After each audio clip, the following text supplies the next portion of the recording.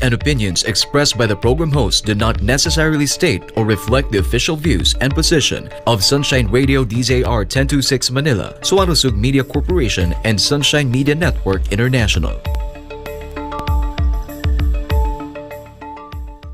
Para sa Diyos at Pilipinas nating mahal. Kailangan yung tayuan yung prinsipyo.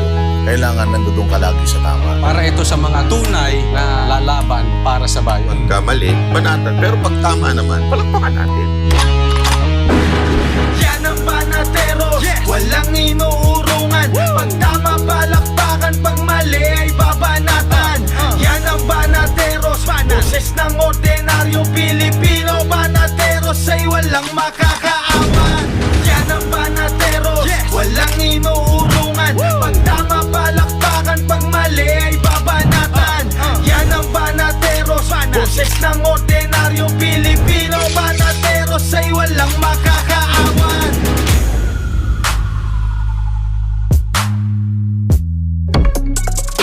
Magandang gabi, Luzon, Visayas at Mindanao. Ako po si Banat Bay, nanonood po kayo sa SMNI. At ako naman po si Coach Oli. At ako naman po si Boss Dada. Magandang gabi po, Banateros Worldwide. Ayun na nga po, at talaga namang napakainit pa rin po ng mga nangyayari sa ating politika, lalong-lalo na po itong issue ng PDEA leaks. At ngayong araw na ito, makakapanayam natin ang isang napakatikas na senador na nag-iisang paalala lang natin, nag-iisang dito sa hearing ng PDEA leaks.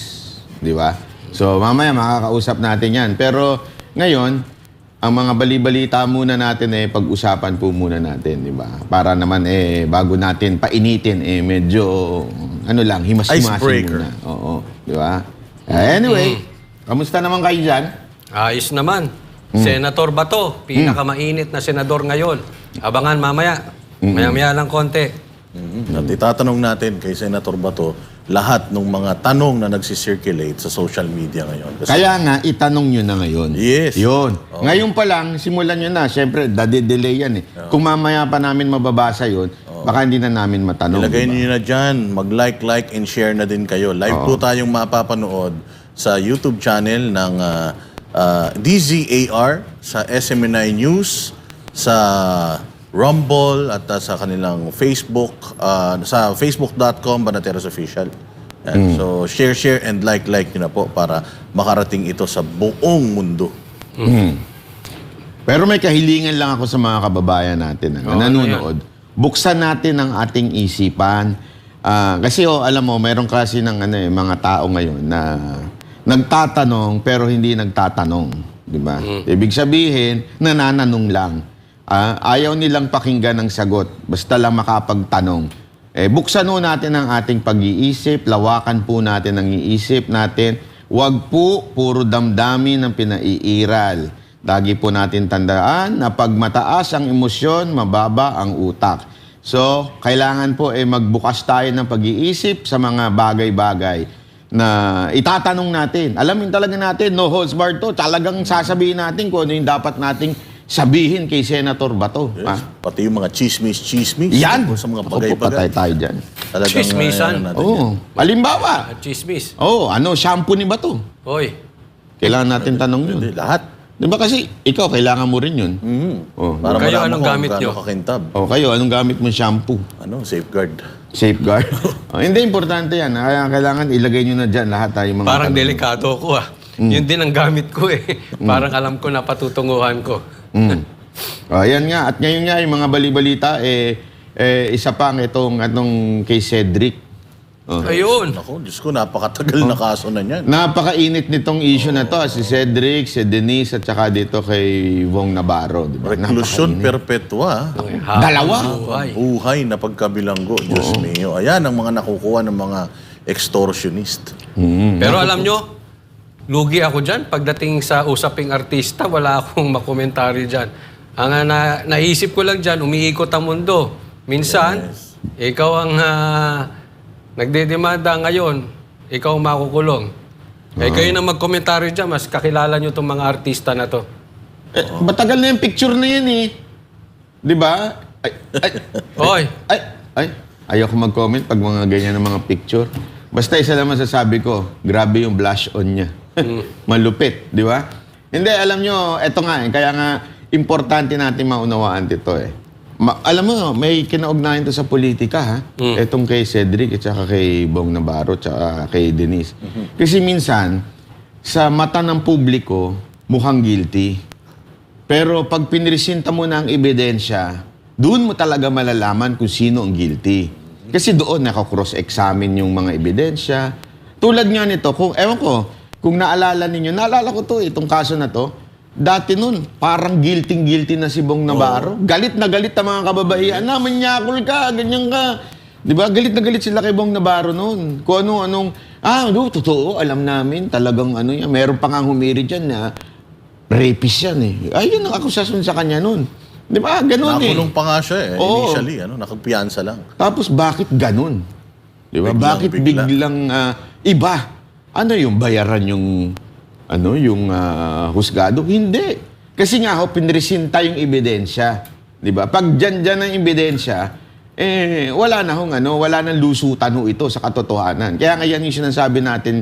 Hindi pwedeng chismis lang. Dapat laging may ebidensya. Kapag tayo ay nag-aakusa, kailangan lagi tayong may ipinipresentang argumento at saka ebidensya. Hindi pwedeng puro ingay lang.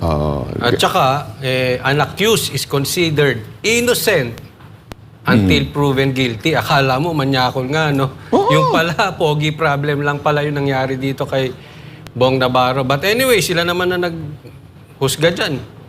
Pero kasi yan ewan ko, kung natatandaan nyo talagang Sensational yan. durog na durog si Bong Navarro nun. Kung ako doon sa lugar ni Bong Navarro nun, talagang mahihinaan ka ng loob. Pero ngayon, grabe. Kaya nga sinasabi ko sa inyo, yung mga akusasyon, tulad kay Pastor Kibuloy, di ba? Tulad kay Bantag, tulad kay Tebes, antayin muna natin yung mapatunayan. Kasi nga po, may ebidensya kailangan cross-examine. Yung iba dyan, di ba? Ano yan? Ganito yan. Lalo na yung ibang mga bangag vloggers dyan. Grabe silang maghusga. Akala mo, pugante ka, nagtatago ka sa batas, managot ka sa batas, ganun kagad. Akala mo guilty. Nakalimutan nila sa konstitusyon natin yan, di ba? Until proven guilty, di ba? Beyond reasonable doubt. Sa Tagalog yun, walang kaduda-duda kahit kapiraso. Hindi ini-expect ng mga akusado. Actually, ng mga nag-akusa, hindi nila ini-expect itong nangyari na to biglang-bigla. Pag-attend nila, hindi na sila nakauwi, diretso na sila sa kulong. Walang bail. Kaya yung mga dyan, yung mga mahilig mag-akusa dyan, na walang mga ebidensya, ay ingat-ingat. Dahil bilog ang mundo, maaaring sa ngayon, kayo ay nasa itaas, pero bilog ang sabi nga nila, bilog ang bola. Ngayon nga kasi, di ba, since ang nakaupo, alam naman natin, grabe sila, makahusga rin kay Pangulong Duterte. Parang guilty na.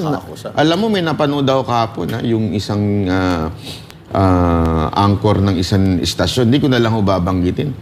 Talagang sinabi niya na parang guilty si Duterte na nakipag-usap sa China na may kasunduan. Sabi ko, paulit-ulit na lang ito. Meron ng balita noong palang ni Pinoy na meron ng kasunduan. Pero parang guilty lahat ng nangyayari dito sa labanan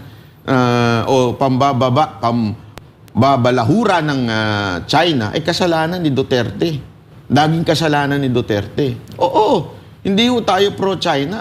Talaga naman binobomba tayo at kailangan natin pumalag. Ang pinapalaga natin, yung bakit kasalanan kagad ni Duterte lahat. Di ba? Parang ganun ang dating Pero nabuo yung isla na yan. Yung mga isla dyan sa South China Sea, noong panahon ni Pinoy. Di ba? Natatandaan ninyo, nagkaroon ng reclamation.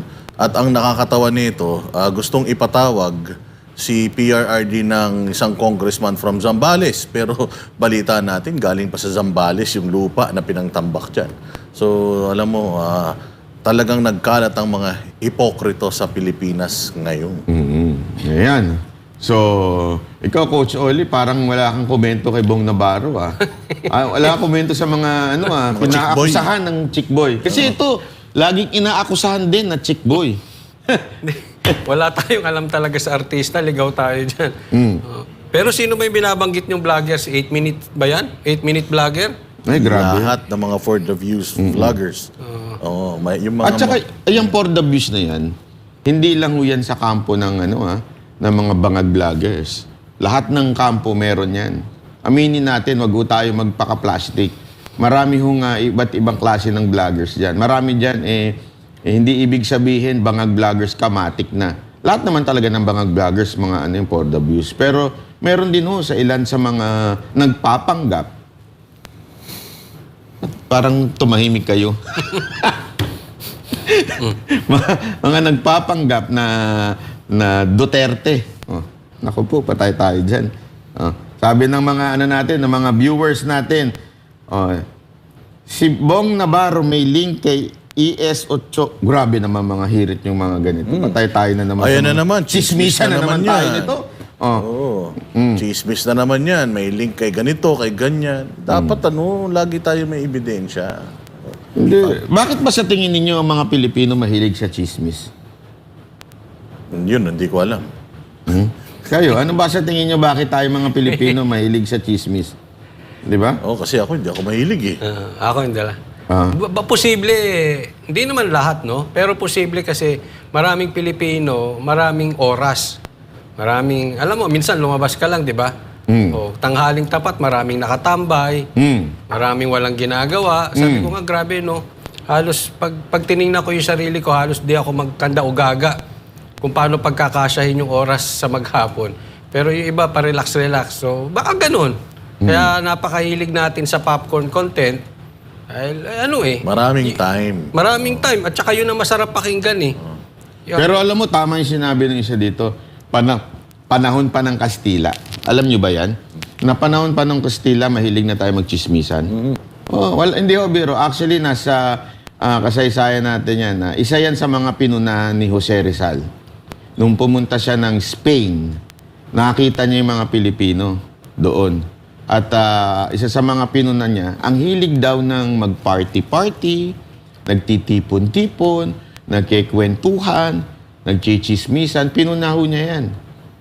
Ewan ko nga, siguro nga, kultura na natin, mga Pilipino, na kaugalian na natin, na talaga namang magchismisan. Yung iba nga, mas excited pa eh, kaysa sa trabaho nila. Yung uuwi sila, para magchismisan, uy, ano na, balita, excited sila dun ha.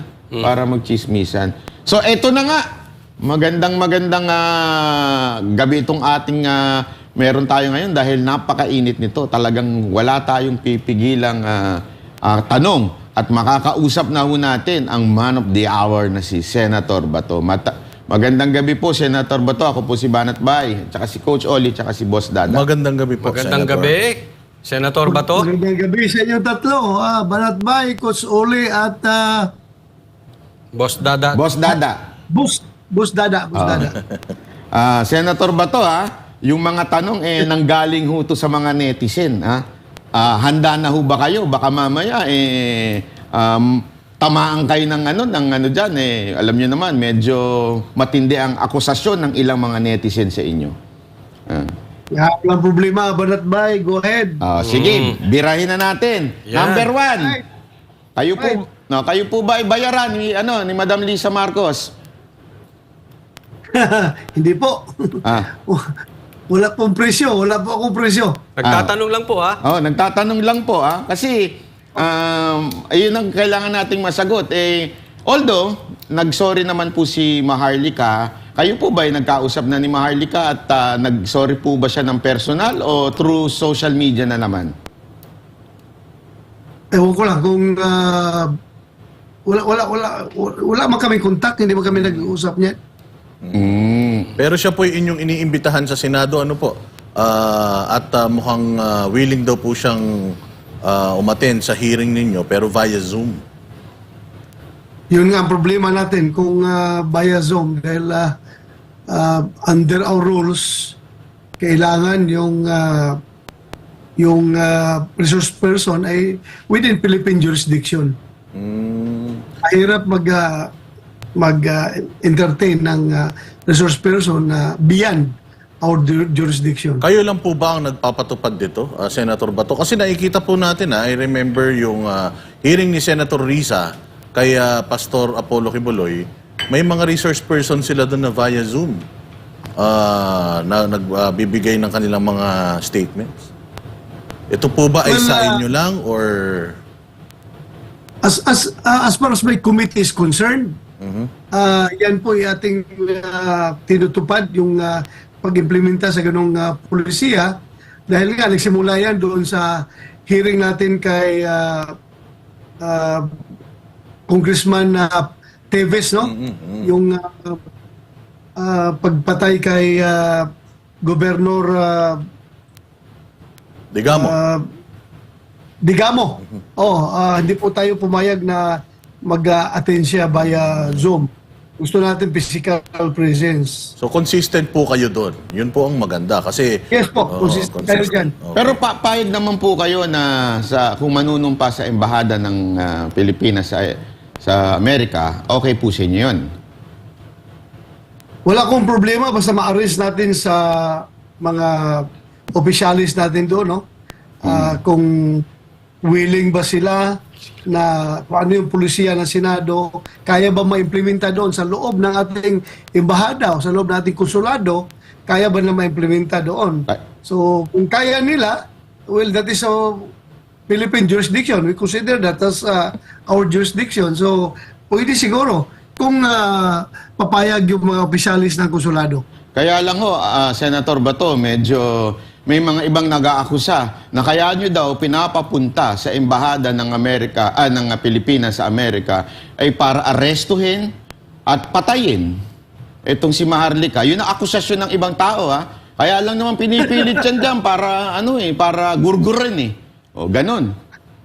Yun po ba ay posibleng gawin ng isang embahada na gurgurin si Maharlika sa loob ng embahada ng Pilipinas? Kung gano'n na tayo kawalang tiwala sa atong gobyerno, we might not as well invite you to be our resource person. Wala na kayong tiwala. Aanin ba natin yung mag-uusap tayo kung wala na kayong tiwala sa inyong Senado, wala na kayong tiwala sa ating embahada. So useless po. Useless. Senator, may nagtanong po dito, bakit po doon kay Senator Risa pinayagan via Zoom? I don't know the circumstances behind. I don't know the circumstances behind doon sa hearing ni Senator Risa dahil hindi man ako membro ng committee niya, hindi ako nakapag-attend doon sa mga hearings niya. Pero I maintain my own, yung pulisya na committee namin. Ganun palagi tayo. Kaya lang, Senator Bato, isa sa mga hinihirit pa ni Maharlika, dahil nga siya ay American citizen, kailangan daw kayo magpaalam kay Uncle Sam. Kailangan daw niyo ipaalam. Ano ho ba ang jurisdiction ng Pilipinas sa isang American citizen or sabihin na natin dual? Posible ho ba na sila ay maimbitahan nating resource person o ano ho ba ang ating jurisdiction doon? Yun nga ang problema, no? Pero may jurisdiction tayo sa kanya kung nasa Philippine territory siya. Kaya natin, kahit na siya ay foreigner, kung nasa loob siya ng ating jurisdiction at siya ay merong ginawang paglabag sa ating batas, ay mananagot siya sa ating batas kung siya ay nasa loob ng ating jurisdiction.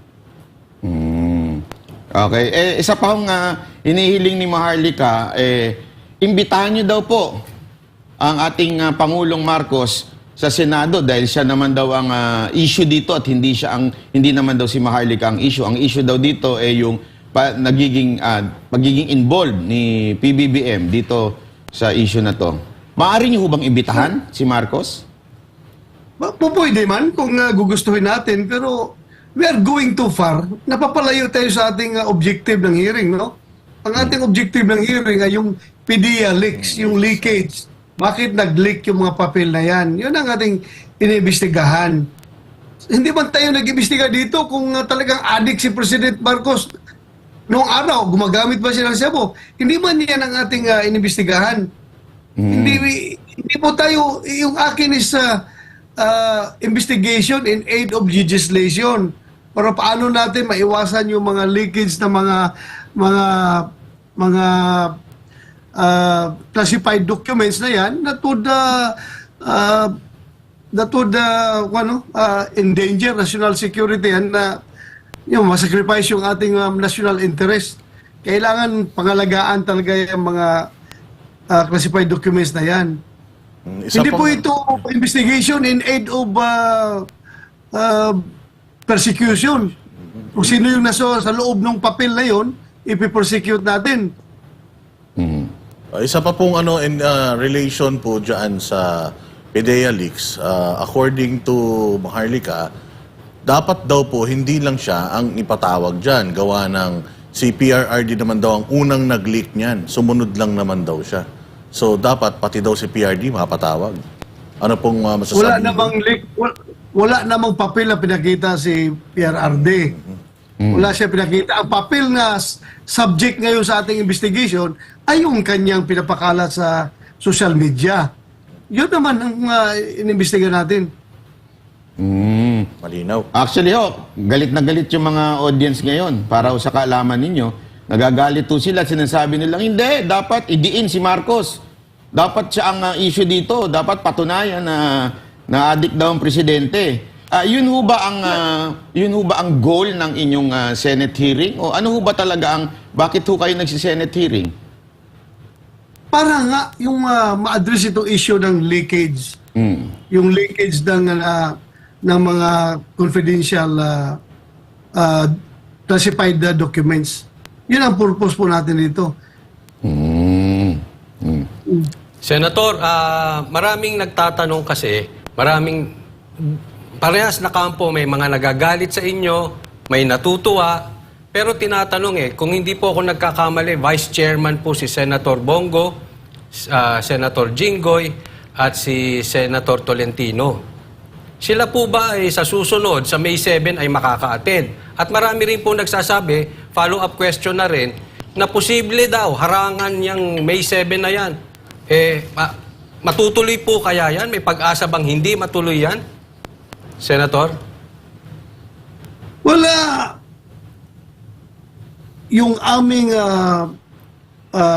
sa Senado, yung aming sit-up dyan is malaki masyado ang respeto ng liderato ng Senado sa chairman ng komite.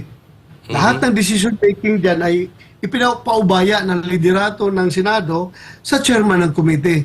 So, mukhang malabo mangyari yun na harangin yung May 7 na hearing na gaganapin natin. At yung hindi naka-attend nung last hearing ay siguro may mga hearing din na ginaganap kaya hindi sila nakasama doon sa hearing natin. So, I hope na sa May 7, kung hindi sila busy, makaka-attend na sila sa ating hearing. Kasi po yun ang inaasahan ng taong bayan dahil actually po, kayo po ang pinakamainit na senador ngayon at itong inyong hinahawakan ay pinakamainit din na topic. Kaya sana daw, maka-attend naman sila this time, no? Kasi para mapag-usapan tong mabuti. At maraming salamat naman at tuloy na tuloy. Ano pong... Sige, Senator. There's no stopping us. There's no stopping us. Whether merong influensya na magagaling outside of the Senate, the Senate as an institution will prove to the whole world that we are an independent and a co-equal body with the Malacanang and the judiciary. Meron po kaming sariling institution po kami. Hindi po kami pwedeng diktahan na kanino man. Yung pong sinasabi rin patungkol dito ng mga netizens na yung inyo daw manner ng pag-iimbestiga, sabi nila ay dahil po kayo ay natatakot dahil baka buksan yung patungkol sa ICC. May katotohanan po ba yun? Well, matagal naman yung issue sa ICC, no? At very clear naman na sinabi ni Pangulong Marcos na hindi siya mag-cooperate, hindi siya papayag na makialam ang ICC dito sa atin. So, bakit pa ako matatakot? Sinabi naman ng Pangulo yan. Not only siguro kung magbagong isip na Pangulo na sabihin niya, pumasok kayo dito, hulihin nyo si Bato, hulihin nyo si former President Duterte, well, that's another story. Pero kahit pa man, mayroong ganong sitwasyon, no? Parang may mga ganon na sitwasyon, hindi ko pa rin pwedeng iwasan itong aking trabaho sa Senado bilang chairman ng Senate Committee on Public Order and Dangerous Drugs na mag-imbestiga sa mga issues patungkol sa droga. Hindi ko po ito maiiwasan. Pero as I have said, I am doing this as objective as I can. Hindi po ako magpapadikta, hindi ko magpapa-influence kahit sino man. Yan. Konektado po dito yung ating itatanong dyan. Kasi Yes. trending ngayon sa social media yung sinasabi nila na si Senator Bato daw ay lumambot na. Oo, unang-una, yung pong itong sa biggest drug haul, ano po, yung kay yung unang-una nating tinalakay sa Senate inquiry na talagang excited yung mga Pilipino na marinig kung ano yung mga sasabihin ng otoridad tungkol diyan, biglang nag-executive session. Tapos itong PDEA leaks naman, nabitin sila dahil maikli daw ang ni-spend yun na time para talakayin ito. Although, nireschedule naman po natin, pero siguro nasanay po yata sila na pagka kayong nagkakaroon ng inquiry, umaabot talaga yan ng 8 oras, 10 oras. So ano pong masasabi nyo, Senator Bato, doon sa si Senator Bato ay hindi na daw bato, marshmallow na. Yan ang sinasabi nila ngayon. I respect their opinion kung yan ang tingin nila sa atin ngayon na lumambot na. Basta ako, I maintain na kung merong dapat imbestigahan ay imbestigahan po natin. Hindi po tayo nagpapadala sa... Ang hirap kasi, let's be frank about it. Some of these people who are criticizing us, they are all out for blood. They are asking for blood. Gusto nila kaagad na pag-hearing natin, bitayin kaagad natin si Pangulong Marcos na hindi man yan ang aking inquiry. Ang inquiry ko is PDEA-leaks, yung leakage. Hindi man ako korte na makapag-condemn beyond reasonable doubt na talagang drug user yung ating Pangulo. Hindi man na ganun ang aking committee. My committee is investigating in aid of legislation. Hindi po ito investigation in aid of condemnation or persecution. Senator, kung in the course of my investigation, meron tayong ma-uncover na mga katotohanan dyan na kung ano-ano man, then so be it. Hindi ko po isusuppress yan. Kung may lalabas na kung ano-anong katotohanan dyan. Pero kung sabihin natin na doon ako mag-focus sa drug using ng ating Pangulo na suspected noong 10 years ago ng isang operasyon na hindi nga na-approve, hindi nga natuloy, then para tayong mag-witch hunting nito. Para tayong mag-fishing expedition nito. Yun ang gusto nilang gawin ko. Mag-fishing expedition para idiin natin yung ating Pangulo. Hindi naman siguro. Hindi, Senator Bato, naisip ata nung iba na hindi ho kayo senador. Judge daw kayo. Baka ganun ang naisip nila. Baka yun ang naisip nila. Anyway, isang tanong dito totoo ba, sabi nitong isang netizen na, totoo ba na pinakiusapan kayo ni Senator Jinggoy at Senator Subiri before isagawa ito, Senator, itong hearing na to? Pinakiusapan daw kayo. Is that Hindi true? po. Hindi ako pinakiusapan. Wala po nakiusap sa akin na ihinto yung hearing. Na hindi ituloy ang hearing. Wala akong nakiusap sa inyo. Wala po. Anong gagawin nyo? Kasi may nagtanong din dito, yung PDEA list na yan, napatunayan yung totoo yung dokumento. So anong gagawin ninyo na totoo pala na pinaghihinalaan ang ating presidente na parte siya ng listahan sa PDEA? Anong gagawin ninyo after that? Ilagay natin yan sa ating committee report. As I have said, itong ating ginagawang investigation is in aid of legislation. Ilagay natin yan sa committee report, then i-deliver natin sa plenary yung ating committee report. Hindi man ako judge na papalo kagad ng Hindi nyo pa daw pwedeng ikulong? Guilty. President Marcos, guilty. Hindi man ako ganon, hindi man ako husgado na magsabing guilty siya. So, Senator, nabanggit nyo po yung in aid of legislation. Tama po. Yes, ayan ang trabaho ng Senado. In aid of legislation, lahat ng ginagawang inquiry. Oo. Pero marami nagsasabi kasi, hindi kaya ang pwedeng magawang batas patungkol dyan sa inyong ginagawang pagdinig ay yung drug test sa mga susunod na tatakbo. Kasi usaping droga po ito eh. Alam nyo, pagka mayroong drug test, walang duda sa droga, hindi na kailangan ng mga ganito.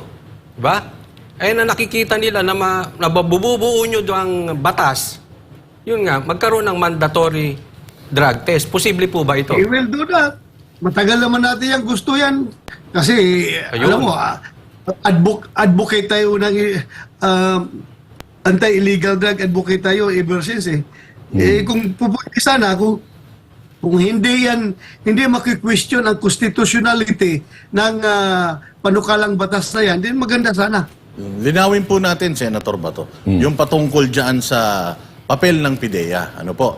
So, ang Yes. gusto nyo pong patunayan, whether dito po sa PIDEA ay nagkaroon ng lapses at nagli-leak yung kanilang mga yung intel, ano, o yung kanilang mga sekreto nagli-leak. So, doon sa papel na yon, nakalagay po kasi doon na iimbestigahan ang dalawang certain na personality. Nandiyan dyan po si Maricel Soriano at saka si dating senador at ngayon presidente Bongbong Marcos. Pakilinaw po natin sa mga tao na yun po bang pagkakaantala nung supposedly pag-iimbestiga sa kanila, nasa jurisdiction po ba ng Senado na imbestigahan yung mga tao na nagpigil nito? Kasi technically, hindi po natuloy yung investigasyon eh. So, hindi po natin alam whether totoo na nagda-drugs nga itong dalawang nandirito sa papel na ito. So, pasok po ba yun sa inyong jurisdiction? Yes, everything that pertains to drugs, because my committee is a Committee on Public Order and Dangerous Drugs. Lalong-lalo na yan kung there was an attempt to stop the operation or to conduct the operation,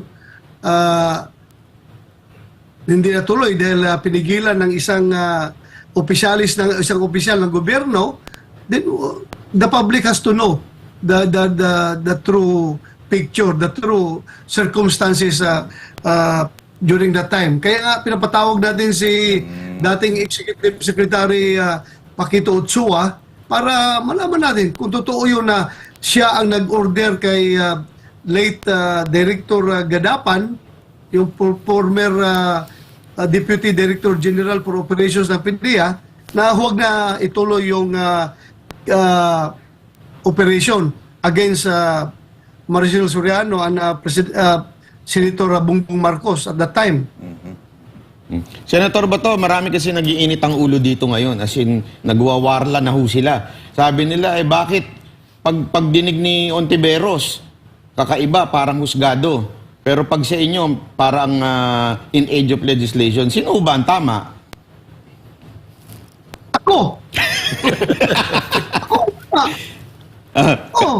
Kasi yung ano ba talaga ang inquiry ng Senado?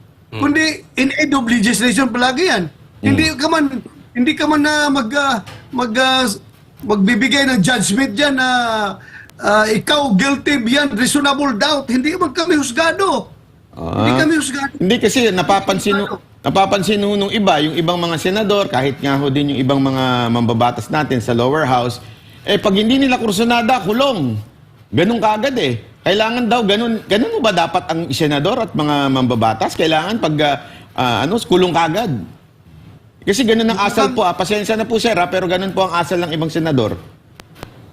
Banat Bay, pati ako, tinamaan ako dyan dahil ang dami kong pulis na napakulong doon sa Senado. Hindi, gano'n na ang may kuwan man yan, may rason yan bakit mo sila sinight in contempt at ordered to be detained sa loob ng Senado until magsabi sila ng totoo or until mag-cooperate sila sa investigation. Pero pag magsabi na yung witness na I invoke my constitutional right against self-incrimination, then wala ka na magawa dyan. Right niya yan eh. Pero pag nakita mo na hindi naman siya nag-invoke ng right niya, pero talagang pinapaikot lang kayo dyan sa investigation, evasive siya sa mga tanong, then pwede mo siyang i-cite in contempt. Ayun, may mapunta naman tayo, Senator, dito. Kasi mainit talaga itong issue nung nabasa ninyo yung mensahe o yung Facebook post ni Maharlika patungkol sa kanyang tanong kung kayo daw po ba ay nabayaran. May mga nag-comment din na dapat pag nagsi-Senate inquiry kasi dapat hindi na nag-Facebook. Yun ang kanilang isa. At saka pangalawa, kayo po ay nag-rant. Let's sabihin na natin na gano'n. Kayo po ay nag-rant after po ninyong mabasa yung Facebook post na yun. Kung sa tingin nyo po ba, yung inyong reaction doon ay tama? Kayo po ba ay meron kayong gustong baguhin kung sakaling mangyayari o kung may babalik natin yung panahon? Kasi talagang doon umikot yung inis ng tao sa inyo actually. Bakit ba sila lang may karapatan na magsabi ng masama sa isang tao? Ako, wala na rin akong karapatan? Hindi naman, mali naman siguro yun.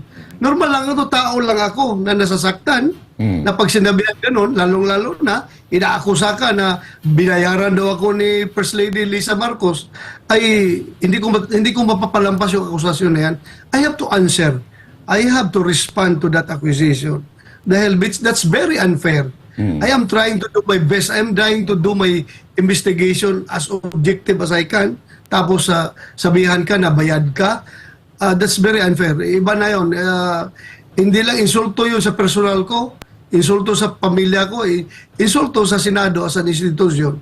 Senator Bato, ito ang lagi pang tinatanong. Sabi, di ba, dahil regarding sa bayaran, binayaran daw kayo ng bahay sa Forbes Park ng administrasyon na to. Totoo po ba yun?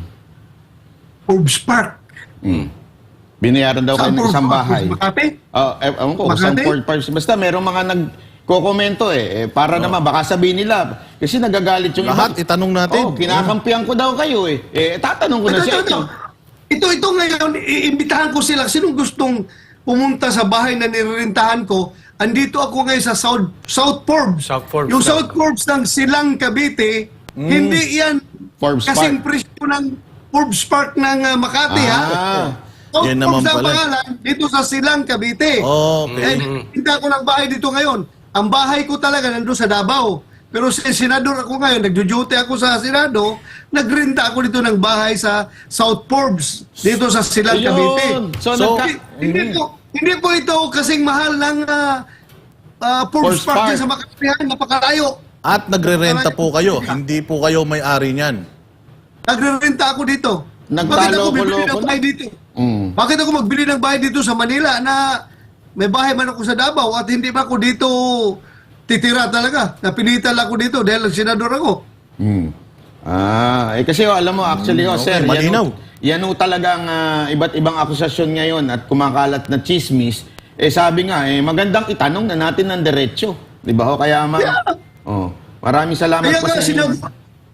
sinagot ko kayo ng diretsyo na pumunta kayo dito, imbitahan ko kayo, punta kayo dito. Ayun. Tingnan nyo yung na nirerentahan ko para makita ninyo. Ipagluluto nyo ba kami dyan, Senator?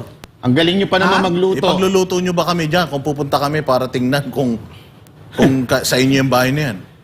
Sugba tayo dito, sugba-sugba. Yan. Nakikita ko namin yung post nyo, nag-iihaw-ihaw kaya Ihaw. Oo, nag-interesado kami doon At least tinatanong ho Claro. natin mula sa mga netizen. Ayan ang tanong So baka kasi marami ko kasing alam nyo mga chismis na kumakalat ho sa social media magandang tanungin natin ng diretso. Tulad po ito. Tanong mo yan. Sabi ni June Carayag. Ayan, Senator Bato, tatanungin nyo ba ulit yung 8 tumestigo against Jojo Morales na wala naman pala sila sa PIDEA office on March 10, 2012? Mark Sepp. Oo, tama. Yeah.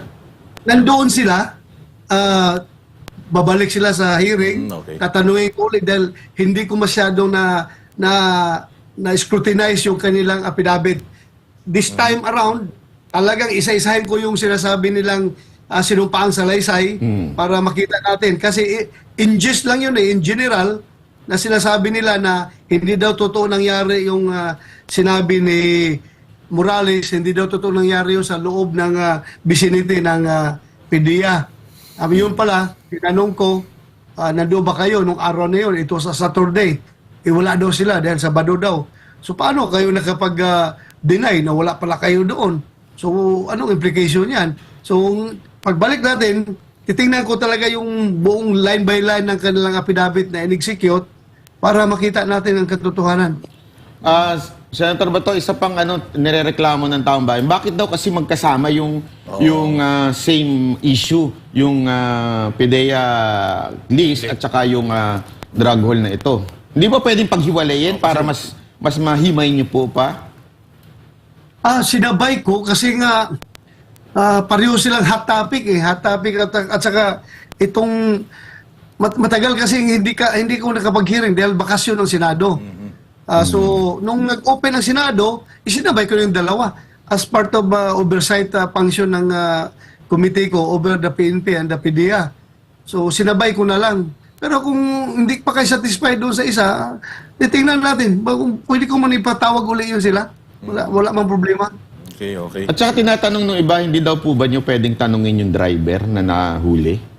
Kasi sila, bakit daw in-executive session pa? Hindi ba pwede sa publiko? Pwede naman sana, pero nakiusap kasi ang PNP na may ongoing silang follow-up operation at para naman hindi ma-jeopardize yung kanilang masunog, yung kanilang ongoing follow-up operation, hindi ko na munang hinarap doon sa... Actually, nakita nyo, pinasok ko doon, pero nakiusap sila na executive session na lang kausapin yung driver. So, pinagbigyan ko sila. Alam mo, dati rin akong pulis alam ko yung hirap na conduct ng operation tapos mabubulabog ka lang dahil lumabas sa media yung mga informasyon. Kaya naintindihan ko sila, kaya ako pinagbigyan. Hindi po sa pinagtatakpan natin yung driver. Kilala naman yung pangalan ng driver. Nakasuhan naman, nandun na, nakapayat ang kaso. At ngayon ay kasalukuyan nakakulong. So, yun po. Pag medyo kung natapos na yung follow-up operation nila, din pwede man nating iharap yun kung papayagan tayo ng judge na yung sinong judge na maghawak ng kaso na yon kung sila ay na-issue na ng warrant yung suspect na yan. Senator Pwede Bato natin kasi Senado. Yes, Senator Bato kasi talagang gigil na gigil at sabik na sabik yung mga tao dyan talaga sa issue na yan. Kaya nung nagkaroon ng executive session, doon talaga sila umalma kasi paano daw nila malalaman kung ano magiging outcome niyan. Kayo po ba sa inyong committee, pagka kayo po ba ay nag-come up with a resolution, i-broadcast po ba yan sa tao kung ano itong mga nangyari dito? Sa executive session? Opo, yung pong halimbawa, opo, sige po. Yung executive session kasi, under our rules sa Senate, you are not allowed to divulge anything that is being taken up during the executive session. At kung ito i-divulge mo to the media or in any forum, ay mananagot ka. Pwede kang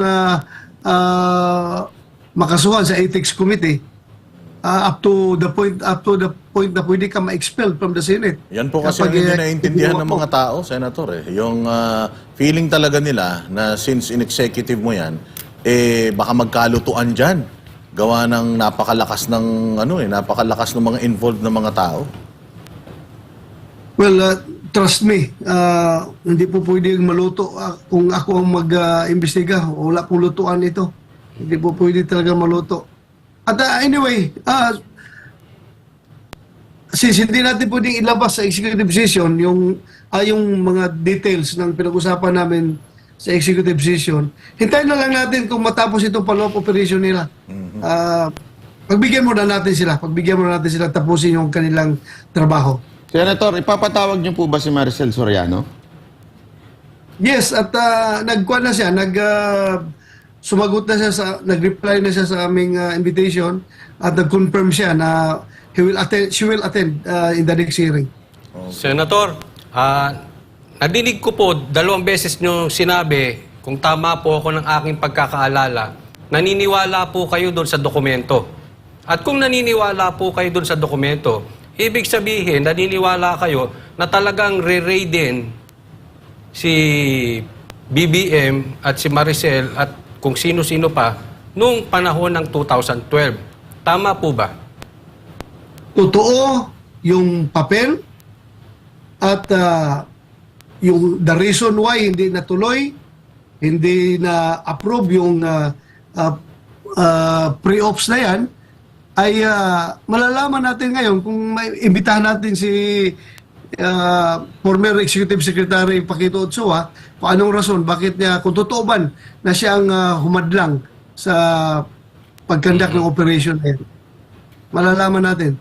Basta ako tanungin mo, as to the authenticity nung papel na yan, ay 100% convinced ako na totoo yung papel na yan.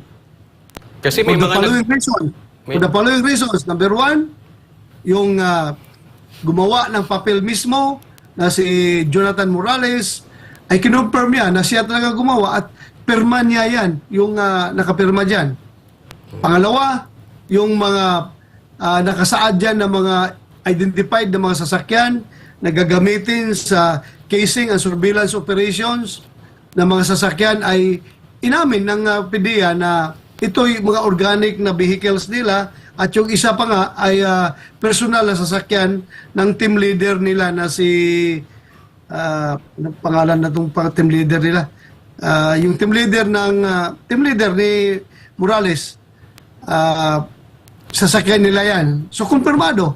At pangatlo, yun ang mahirap na i-debunk, yung nakita ko doon talaga sa papel na merong butas, may butas na tama ng puncher na pinasok ito sa folder na may passenger. Yung mga lumang pamaraan para magawa ng magpapile ng mga dokumento, yung butasan ng puncher, ay nandoon ang marking sa pag-photocopy ng papel. So meaning, this is an old document. Klaro ito, natotoo itong dokumento. Ang question lang ngayon, kung sino ang may hawak ng papel na yan, and that will be determined in the next hearing. may nilalabas po kasi yung...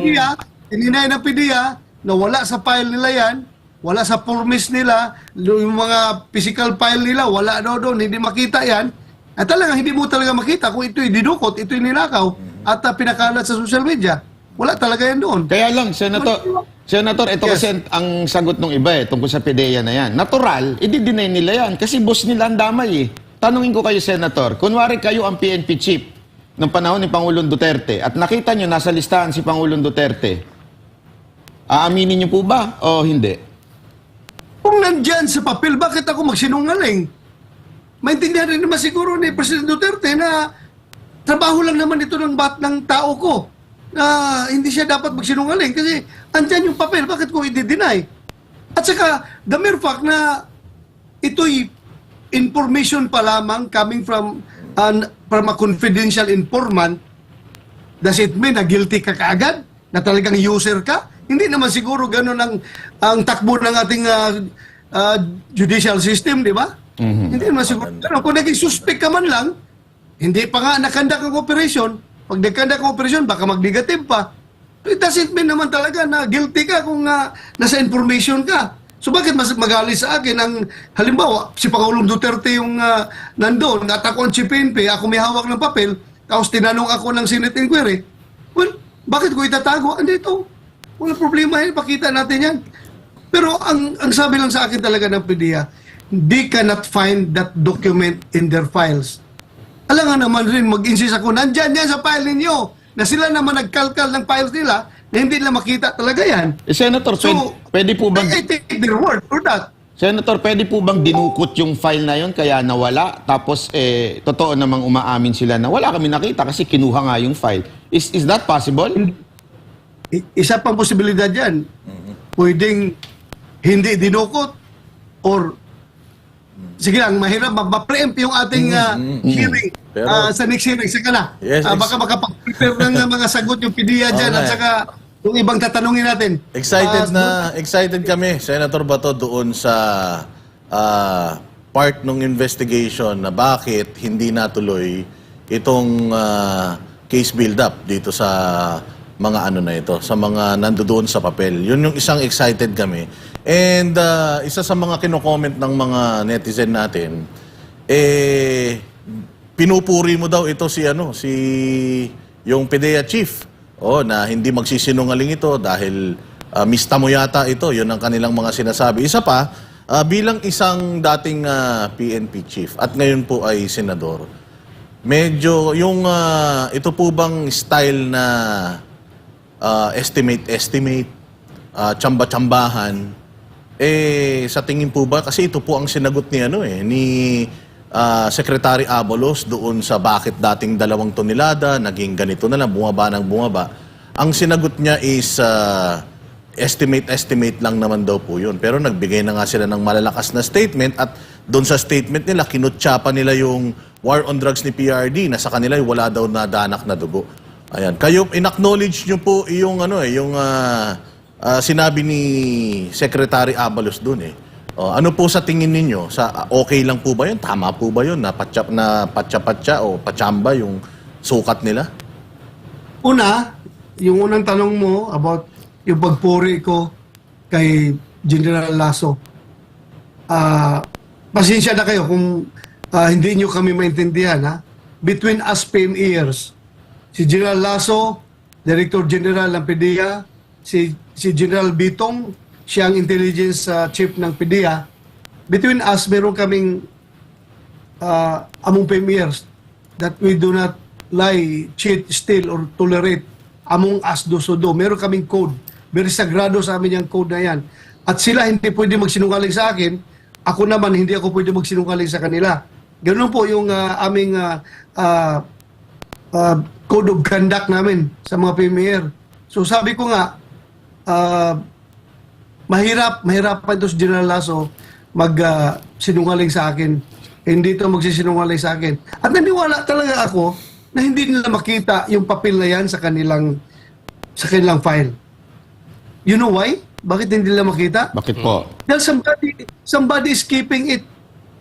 Yung somebody na yan, na nag-keep niyan, yan yung nag-leak doon sa social media. Yan yung nagpadala doon kay Marlica. Yun yung tao na yan. Yung nagtatago po. Yung Yung kumuha. nagtatago yan.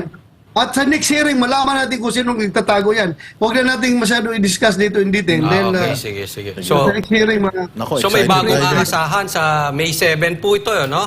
May bagong aasahan. yes. Ano naman Yes, po maganda masasabi tayo. ninyo dito sa mga komentaryo na yes, police po kayo, pero dapat ngayon yung asta nyo as senator na. Wala na po yung mista-mista, etc. And kayo po yung nag-iimbestiga bilang Isang senador. Yeah. Ako, impression ko lang yung sa tao, ha? Pasensya na, humingi ako ng paunawa sa inyo. Kung hindi nyo naintindihan yung aming language sa mga PMER, yung aming code of conduct namin, na hindi kami pwede magsinungaling. Kaya nagtiwala ako sa kanila na hindi sila magsinungaling sa akin. Dahil ako na hindi magsinungaling sa kanila. Pasensya na po kung meron akong ganong klaseng impression. Pero nakita nyo naman na kahit na dinideny nila yung nawala sa kanila yung file na yan, naniwala ako dahil dalawa na sila nagsabi na hindi talaga makita nila sa file nila yan. Pero ako'y naniniwala na talaga yung file na yan ay totoo. Totoo yan. Totoo yung file. Sila dinideny nila, sabi nila AI generated daw. Yun yung sabi nila. Pero ako, alam ko hindi yan AI generated. Totoong papel yan. Okay, Senator Bato, bago tayo magtapos, mensahe niyo po sa mga nambabash at sa mga sumusuporta sa inyo. Ano po ang mensahe niyo po? Well, sa lahat ng mga nagbaba sa akin, pasensya na kayo if I failed your expectation. If you're expecting something different from the outcome of my investigation, pasensya na po. Basta ako, I have to maintain my focus sa anong direksyon na tatahakin ko sa aking investigation. Ako lang po, kasi ako rin mananagot yan as the chairman. Yun lang po ang sa akin. I don't have to satisfy all of you. Nagkakandak ako ng investigasyon to get the truth. Hindi pa ako nagkandak ng investigasyon para liligaya kayo, para sasaya kayo. Pasensya na po. Because if I'm going to satisfy everyone, then mawawala yung objectivity ng aking Senate investigation. So, yun lang po masasabi ko siya. Pasensya lang kung hindi ko kayo napasaya. Hindi ko na I failed to measure up to your expectation. Pasensya na po dahil ako may sarili rin akong expectation as the chairman of this committee. How I will deal this matter, please leave it to me. Kung ito'y mag-fail man o mag-succeed, nasa akin na yan. Pwede nyo, you can judge me sa outcome ng investigation na ito.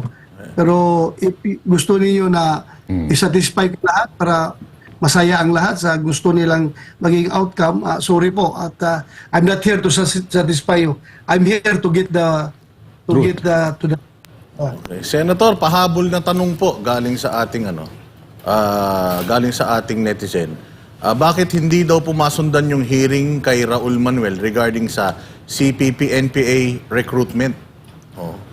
Ano po bang update doon, sir? Gagawa pa tayo ng panibagong hearing patungkol dyan dahil may mga parents na nagreklamo sa opisina natin na yung anak nila nandun na naman, na-recruit na naman. Estudyante, nandun na. Tumigas ng ulo, hindi na nila makontrol. Nandun na naman at takot sila. Baka lalabas na naman na patay na naman itong kanilang anak. So, baka may follow-up pa tayo na investigasyon patungkol dyan. Okay, maraming salamat po, Senator Bato. At talagang hinarap nyo ng matapang yung mga batikos at tanong namin sa inyo po. Maraming salamat po, Senator Bato. Salamat sa inyong tatlo. Thank you very much.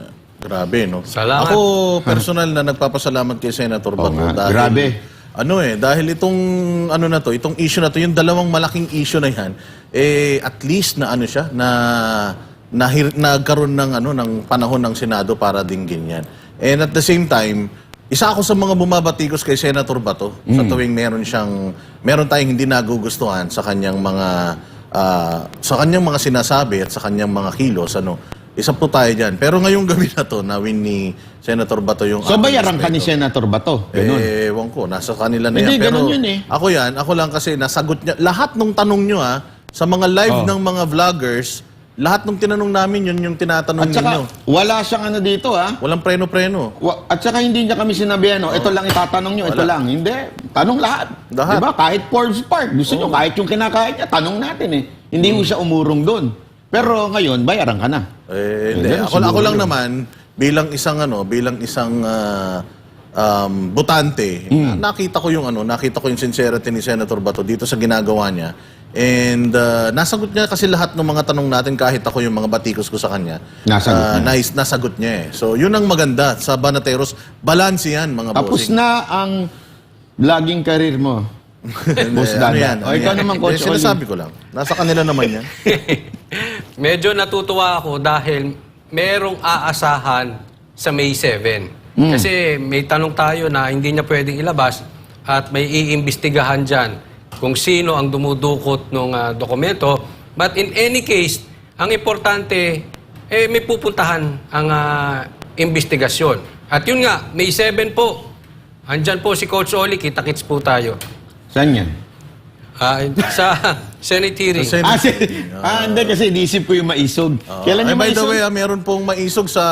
Kasabay po nung Senate inquiry na yan, May 7, meron pong maisog sa Dumaguete. Yung mga maiisog dyan sa Dumaguete, sa Negros Oriental, punta po kayo dyan. Pakita nyo po yung suporta ninyo sa maisog. Binabati ko po pala lahat ng mga netizen na bumabatikos kay Banat Bay. Maraming salamat po dahil po sa inyo ako'y napapangiti. Dahil ito na nga, unang sinabi ko kagad sa inyo, tayo'y magtanong, hindi mananong. Magkaiba ho yun. Ang problema ho sa atin, yung iba, wala pa nga yung sagot, kinongclude na. Ano pinagkaiba ninyo kay Ontiveros? Yes. Diba? You're getting mad at Ontiveros kasi pag nagtanong siya, pahusga. Tapos kayo naman, magagalit din kayo. Pag nagtanong naman kayo, ayaw nyo munang pakinggan, buti pa si Boss Dada, pinakinggan niya si Bato. No, kita nyo naman, wala naman kaming di ba? Wala kaming bias sa pagtatanong. Lahat itinanong namin. Grabe, nung binatikos ko yan si Senator Bato sa aking YouTube channel, grabe talaga nung binatikos ko yan, as in. Pero nakita nyo naman, lahat naman ng tanong nyo, tinanong naman natin, nasagot naman niya, pero hindi pa rin kayo kumbinsido, ang problema niya nasa inyo na. Sarado kasi isip, yan ang problema. Huwag ho tayo sarado isip. Yan din naman ho kayo noong 2022, naalala nyo? Sarado isip nyo, di ba? Hindi! Golden era! O ano pa sinabi nyo? Hindi! Babangon tayo. Anyari? Kasi nga, sarado isip.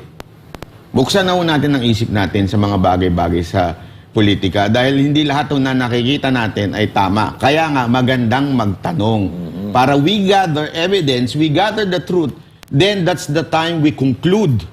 Okay? Hindi naman magagalit ang tao sa'yo if you conclude based on mga naririnig mo. Pero ang problema, kung mabilis tayong humusga dahil lang hindi natin nagustuhan yung sagot, mahiliho yun, di ba? Pasensya na ho, ang Banateros, hindi ho ganon. Kami po ay bukas ang pag-iisip. Kami po, kung alam nyo lang kung sinong gusto namin mga imbitahan dito, talaga, kung papayag lang si Presidente Marcos o kung papayag lang si First Lady Lisa, tatanungin natin yan para malaman natin yung mga bintang. O sige, para ho, wala ho sa amin ganon na kailangan ganito ang side. Kailangan bukas tayo sa lahat, di ba? Di ba ikaw, Coach Oli? Congratulations. Pero kasi marami nagsasabi, bakit anong nangyari sa Banateros dahil umina daw yung sa DZAR? Hindi po, kasi nahati. Mas marami po ngayon nanonood sa SMNI. Puntahan nyo po yung SMNI channel, naga 8,000 po doon. O 8,000 plus yung mga live viewers po. So, Hati-hati. Kahit sa mga Facebook pages natin, simulcast ito. Sa Facebook page ni Boss Dada, Banat Bay at ni Coach Oli, simulcast po itong ating Kasi siyempre kailangan talaga natin kumalat ito Itong mga usapin na ganito at saka yung ating... O sabi nito isa, si Maharlika, invite nyo. Walang problema. Pwede nyo hubang iset yun. Sa SMNI, kung gusto niya maimbitahan si Maharlika. Iset nyo sa susunod na sa Tuesday. Tama ba ngayon? Thursday o Tuesday. Kung pumayag siya, go. Kung hindi, wala tayong magagawa doon. Sabi ko nga sa inyo, wala kaming wala kaming pinipili kung sinong gusto magsalita, tanungin namin. Basta lahat ho ng tatanong natin. O, di ba ho? Sino pa? Gusto nyo itanong natin? Gusto nyo pati mga patay na, imbitahan natin dito Ano sa tingin mo? Pwede, di ba? Kung kayang buhayin bakit hindi? Yan po ang Banateros. So kita-kita. Meron ba kayong huli pang mensahe? Parang inatake sa puso. Yan napakaganda nito. Maganda tong magandang simula ito. Lahat interviewin natin. Binabatikos natin, kinakampihan natin, lahat banata natin yan. Lahat tanungin natin. Ayun, imbitahan nyo si Cedric Lee at Dennis Corneo. Naku naman, wag yon. Si Dennis na lang. Ayan Tayo tayo doon. Wala tayong alam. Maraming salamat po. Kita-kita po tayo ulit mga Banateros dito lang sa SMNI. Pag tama, palakpakan. Pag mali, banatan. Ako po si Banat Bay. At ako naman po si Coach Oli. Ako naman po si Boss Dada. Para sa Diyos at Pilipinas nating mahal.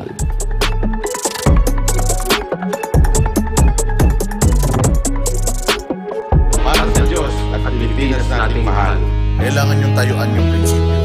Kailangan nandudong ka lagi sa tama. Para ito sa mga tunay na lalaban para sa bayan. Pagkamali, banatan. Pero pag tama naman, palakpakan natin. Yan ang Banateros, walang inuurungan. Pag tama palakpakan, pag mali ay babanatan. Yan ang Banateros, boses ng ordinaryong Pilipino. Banateros ay walang makakaawan. Yan ang Banateros, walang inuurungan. Pag tama palakpakan, pag mali ay babanatan.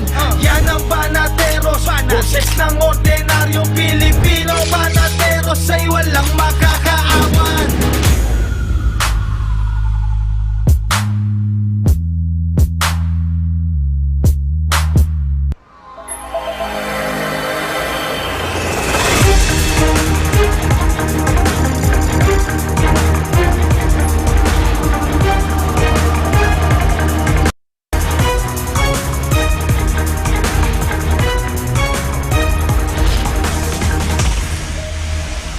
This is SMNI News Channel. Truth that matters. Subscribe to SMNI News Channel and turn on the notification bell to keep you up to date. Also visit our official social media accounts and join our community on Viber and Telegram.